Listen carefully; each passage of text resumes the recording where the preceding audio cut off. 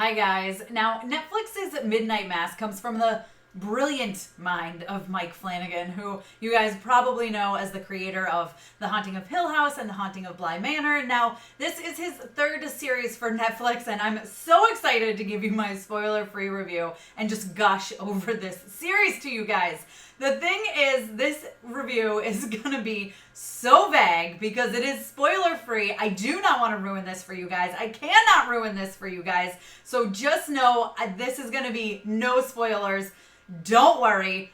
Let's talk about Midnight Mass. Now, before we dive into it, if this is your first time here, take 1 second, hit that subscribe button. Go ahead and hit that notification bell as well so you don't miss out on more content like this. And maybe I'm going to end up doing a spoiler review because, you guys, there's so much to talk about. Maybe I'll do a spoiler live chat. All right, let's talk about Midnight Mass.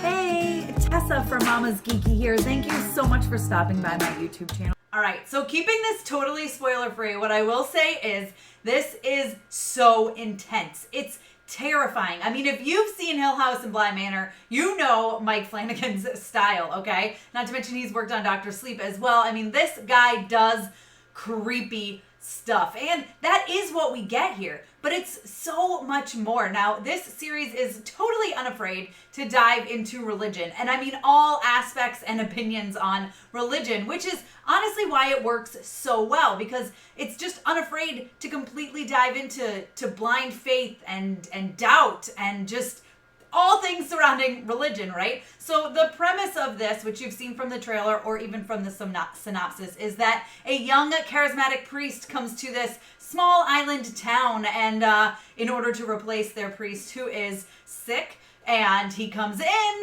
and all of a sudden these miracles are happening, and of course the church starts filling up with more and more people because of faith. Now, is this happening through God or another source or the priest itself? Who knows? That is what this series really dives into, but it's so much more than that. Like I said, it surrounds all of those aspects, yes, but it is intense and terrifying and heart-pounding and chilling. I mean, there were moments I had chills. There were moments I was crying just from emotions. The cast is absolutely phenomenal. One thing that Mike Flanagan does very well, which most people know from, again, Haunting of Hill House and Haunting of Bly Manor, is you have this large ensemble cast, but he does a great job of giving each and every person their moment. And I mean, there are some characters who are very small supporting roles in Midnight Mass, but I feel like they all get their moment. And then there are those that this is focused on where they really get to dive in and flesh out this character development. And he's really great at story development, and there's so much that happens in this show in just 7 hour-long episodes. It's crazy. I think one of them is a little longer than an hour, but I mean, you're basically 7 hours in this with this town, and you're like, what is going on? You're trying to piece everything together. I mean, there's jump scares where you're just absolutely terrified. There's insane things that you're watching that I can't even talk about that are happening, that are just completely mind-blowing. And on top of that, you have this phenomenal cast who's just, every single person is crushing their role. They all have amazing chemistry together. And I mean chemistry on screen, whether they hate each other, they love each other, or they're completely indifferent towards each other. There's so many characters that I love in this. One of my favorites, of course, is the sheriff, who's played by Raoul, which you saw in Bly Manor as the chef. You guys might also know him from iZombie. He delivers a monologue in episode 6 that I don't know that I can really get into to keep spoilers out of this, but he talks about religion and being a Muslim, and I was in tears. I had chills and I was in tears. I mean, it's so good. It's so good, and that's the thing.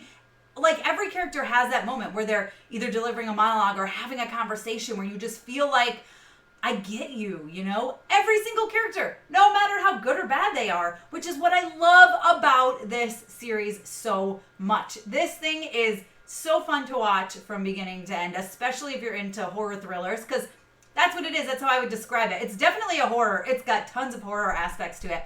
Got some psychological thriller aspects to it as well. So it's really does a great job of weaving those together so that you're like, well, this is a horror, but it's got some psychological thriller moments. Or you could say, well, this is definitely a psychological thriller, but there's some crazy horror moments of this, some terrifying things that happen, these mysteries. There's all these mysteries going on, and you're just trying to put it all together. And listen, spoiler alert, guys, you're probably not going to figure it out until they give it to you. And that is another thing that I love about this story, is it's not very predictable at all. Like, maybe little bits and pieces are predictable, but like, trust me, you have no idea what's going to happen and what's going on.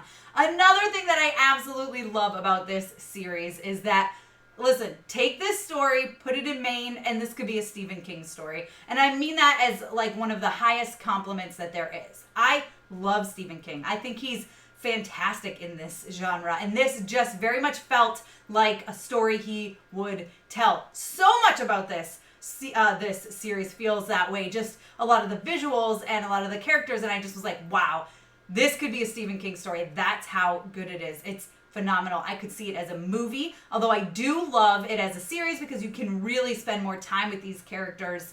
You can't have a 7-hour long movie. I mean, I guess you could, but that would be crazy. If you guys are not hooked by the end of episode 1, don't wait. Don't worry, you will be, right?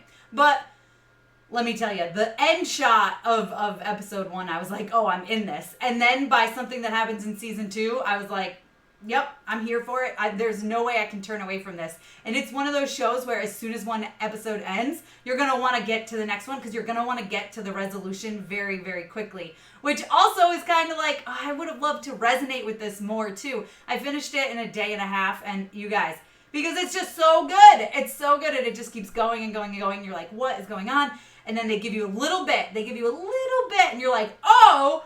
And then they completely twist and turn. I mean, like I said, there's twists and turns. There's shocking surprises. There's thrilling moments. There's chills, tears. I mean, this whole thing is crazy. They are unafraid to just dive into some real life stuff. Some other stuff that I'm not allowed to talk about but some real life struggles. It's intense. It's crazy. And the last 10 minutes or so of the series are just gorgeous. Absolutely visually stunning. A fantastic wrap up to everything.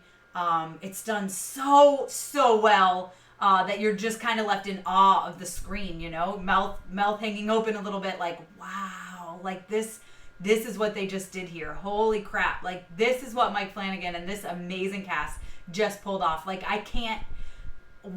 it's beautiful. It's so well done. I love the ending. And the very last line of the series, you guys, is going to stick with you for a very, very long time. That's about all I can say. Like I said, I'll probably be back with some kind of spoiler live chat or spoiler video because there's a whole lot of stuff we can talk about here. There's a whole lot of stuff that we can break down and discuss. This thing is so good. So good. The only thing I will say is that some of the episodes feel like they drag on a little too long. That's like nitpicking, right? One of my friends I talked to said, you know, each episode has like a long montage where they play a long song. It's true. That's very true. That's Ren Geekness here on YouTube. If you haven't checked him out already, do so. And he didn't love that. I liked it because I felt like it was a good thing in each episode to do. And it was always very well done and always for a very particular reason. So it's very hard to find some issue with this. I love it. I love the lessons that are felt in this. I love that they're unafraid to just dive into religion and real life struggles. It's raw. It's real. And like I said, each character has their moment. And then when you get to like the crazy thriller horror stuff, you're just like, what is happening? It's so good, you guys. It's so good. I give it a 5 out of 5 because like really, I've got nothing bad to say about it. This is my stuff. This is my jam. I love horror. I love thriller. And when they can combine so perfectly into something like Midnight Mass, like, I'm here for it. I got no complaints. You guys let me know if you're excited for Midnight Mass down below in the comments. If by the time you got to this review, you've already seen it, let me know what you thought. Be sure to give me a thumbs up. Don't forget to subscribe and hit that notification bell so you don't miss out on more videos like this. You can follow me over on Instagram and Twitter. I'm at MamasGeeky over there. MamasGeeky.